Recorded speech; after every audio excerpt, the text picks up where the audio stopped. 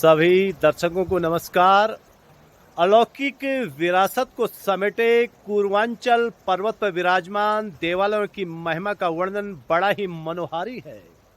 रामायण महाभारत काल वो उससे पूर्व भी ऋषि मुनियों की यह तप स्थली कभी कैलाश मानसरोवर यात्रा पथ का प्रथम पड़ाव थी। इसी भूमि पर महाबली कुंभकर्ण, महावीर घटोत्कच वो उनकी माता हिडिंबा को परम शांति की प्राप्ति हुई। बानर राज बाली ने यहाँ के पर्वतों में भगवान शिव की घोर आराधना करने के पश्चात उनसे प्रदान स्वरूप अपार बल को प्राप्त किया। ऐतिहासिक तपस्या की गवाही देता ऋखेश्वर मंदिर महादेव जी का एक ऐसा अलौकिक दिव्य धाम है जहां बरबसी दूर दराज क्षेत्रों से भक्तजन यहां पहुंचते हैं, अपने आराधना के श्रद्धा पुष्प अर्पित करते हैं। ऐसी मान्यता है कि एक बार इस पावन मंदिर के दर्शन जो प्राणी कर लेता है वह अश्वमेघ यज्ञ के समान फल का भागी बनता है।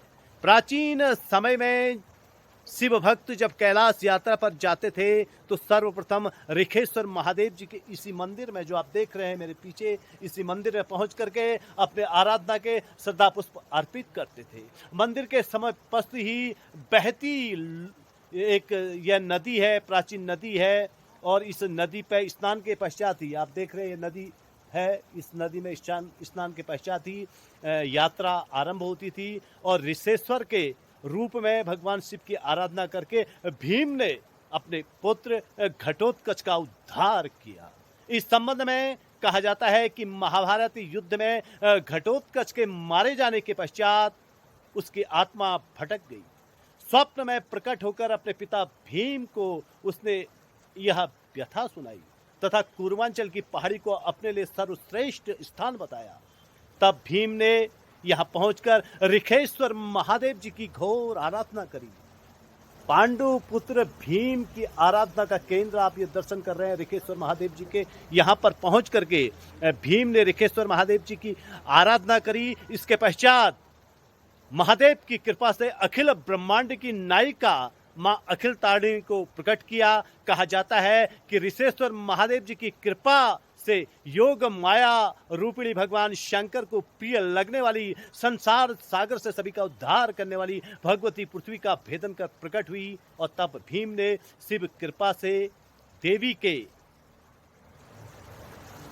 कृपा को प्राप्त कर अपने पुत्र को स्थान दिलवाया।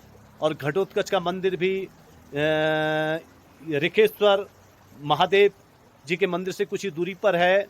और इसी जनपद चंपावत में जो ऋखेश्वर मंदिर है, इसी जनपद चंपावत में अनेक मंदिर हैं जिनका वर्णन पुराण में आता है। और बहरहाल इस मंदिर से भी बड़ी पौराणिक गाथा जुड़ी है। और स्कंद पुराण के मानस खंड में ऋखेश्वर महादेव जी का सुंदर वर्णन मिलता है। कुल मिलाकर के ऋखेश्वर महादेव जी आप सभी का उद्धार करें, इन्हीं शुभकामनाओं के साथ मैं रमाकांत पंत।